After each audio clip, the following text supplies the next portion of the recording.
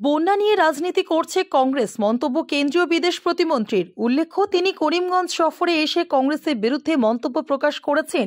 তা নিয়ে তীব্র বিরোধিতা করেছে করিমগঞ্জ জেলা কংগ্রেসের পদাধিকারীরা। আজ ইন্দিরা ভবনে সাংবাদিকের মুখোমুখি হয়ে জেলা কংগ্রেস সভাপতি প্রত্যুত্তরে বলেন, বন্যা নিয়ে কংগ্রেস কোনো রাজনীতি করছে না। বন্যার সময় নৌকো নিয়ে শহর তথা গ্রামীণ এলাকার বন্যা কবলিত এলাকা পরিদর্শন করছে কংগ্রেস দল। সামর্থ্য অনুযায়ী কংগ্রেস কর্মীরা ত্রাণ সামগ্রীও তুলে দিয়েছেন বন্যার্তদের হাতে। বর্তমানে অসম সরকারের ক্যাবিনেট পর্যায়ের মন্ত্রীরা করিমগঞ্জ জেলার বন্যা কবলিত এলাকা পরিদর্শনে এসে ঘুরে বেড়ান, তা নিয়ে প্রশ্ন উত্থাপন করেন কংগ্রেস সভাপতি রজত চক্রবর্তী। এনক্রোচমেন্ট প্রসঙ্গে তিনি এও বলেন, পুরসভার দায়িত্ব পেলে 72 ঘন্টার মধ্যে এনক্রোচমেন্ট সমস্যার সমাধান করে দেবেন এবং কৃত্রিম বন্যার হাত থেকে রক্ষা পাবে করিমগঞ্জবাসী।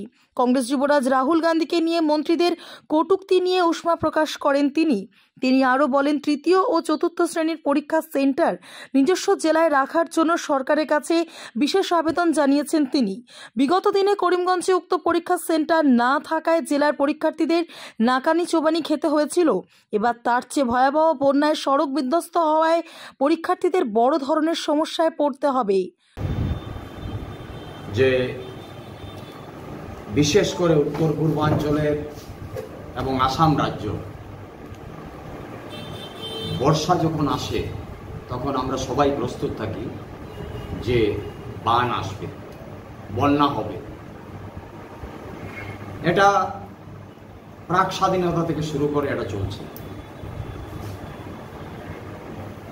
কিন্তু তার মধ্যেও বিভিন্ন সরকার যখন এই আসাম রাজ্যে অধিষ্ঠিত রয়েছিল অতীতে, আমি নিজে দেখেছি আমার ৪৭ বছরের কংগ্রেস রাজনৈতিক জীবনে কংগ্রেস সরকার অধিষ্ঠিত ছিল রাজ্যে,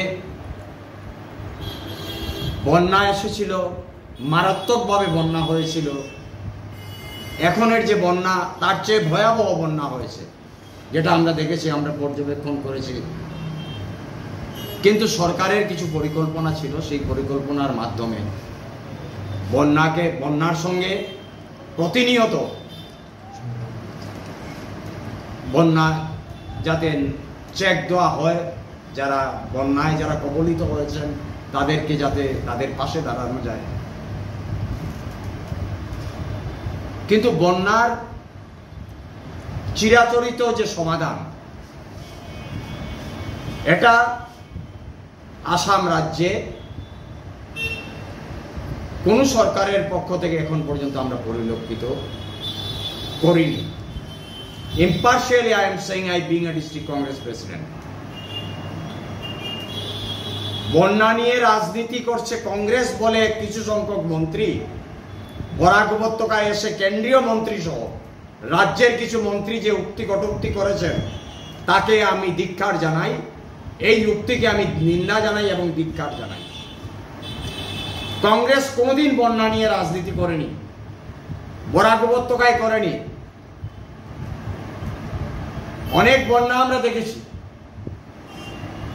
আমার কংগ্রেসের যিনি প্রার্থী ছিলেন এইবার লোকসভা নির্বাচনে, কংগ্রেস প্রার্থী, আমি জেলা কংগ্রেস সভাপতি, আমার এখানে যারা অফিস বিয়ারার্স রয়েছেন এবং কংগ্রেসের হাজার হাজার কর্মী, এই বন্যার সময় নৌকা নিয়ে আমাদের নিজের তরফ থেকে, সরকারের উপর আমরা নির্ভর করিনি, নিজের তরফ থেকে আমরা যতটুকু পেরেছি জনগণের পাশে দাঁড়ানোর আমরা চেষ্টা করেছি। বন্যা যখন শুরু হয়েছে, বন্যার শুরুতে আমি নিজে, আমার সঙ্গে কংগ্রেসের অন্যান্যরা ছিলেন, জেলা উপায়ুক্তকে অফিসে পাইনি, পাবলিক হায়ার সেকেন্ডারি স্কুলে উনি এসেছিলেন ক্যাম্প পরিদর্শনের জন্য, আমিও গিয়েছিলাম। সেখানে আমি বলেছি জেলা উপায়ুক্তকে, বলে বন্যা, বিশেষ করে করিমগঞ্জ শহর এবং মিউনিসিপাল এরিয়ার বন্যার সমস্যা যদি সমাধান করতে হয়, তবে করিমগঞ্জে যে আনডিউ এনক্রোচমেন্ট আছে, ক্ষমতা যদি থাকে করিমগঞ্জ পৌরসভার, তাহলে সেই এনক্রোচমেন্টগুলো ক্লিয়ার করতে হবে। একমাত্র Sam Chalia was the in charge of the Karimganj municipal board, আজ থেকে প্রায় 25 থেকে 30 বছর আগে। কি Chalia? Sam Chalia. He was the in charge of the municipal board executive officer ছিলেন, অফিসারের দায়িত্বে ছিলেন, এবং উনি দেখিয়েছিলেন করিমগঞ্জ শহরের এনক্রোচমেন্ট ক্লিয়ারের মধ্যে হাত দিয়েছিলেন। তখন ওনার বিরুদ্ধে নানা প্রতিক্রিয়া সৃষ্টি হয়েছিল এই করিমগঞ্জে।